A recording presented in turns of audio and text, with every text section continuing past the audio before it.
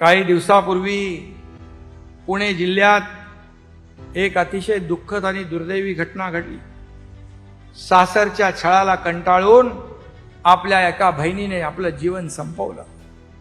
तशी लेक लाडकी असते, तशी बहीण लाडकी असते,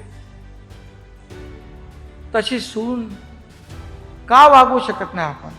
आपली लेक जेव्हा दुसऱ्याच्या घरात नांदते तेव्हा आपण विचार करतो की तिचं जीवन चांगलं झालं पाहिजे, तिला त्रास होता कामा नये।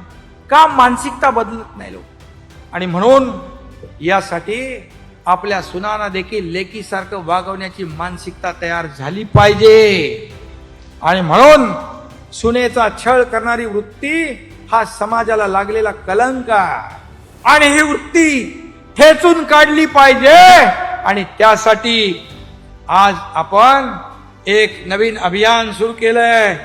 काय? लाडक्या सुनेचं रक्षण हेच शिवसेनेचं वचन। आणि मी हे सांगतो, प्रत्येक घरातली लाडकी सून ही आपली या एकनाथ शिंदेची लाडकी बहीण आहे, सांगून ठेवतो। आणि त्यामुळेच आता लाडकी सून हे अभियान आम्ही हाती घेतलंय। यापुढे शिवसेनेच्या शाखा तुमचं हक्काचं आणि जवळचं माहेर असणार आहे। सासरी छळ होणाऱ्यांच्या बहिणींच्या मदतीला आमच्या या रणरागिणी धावून जातील।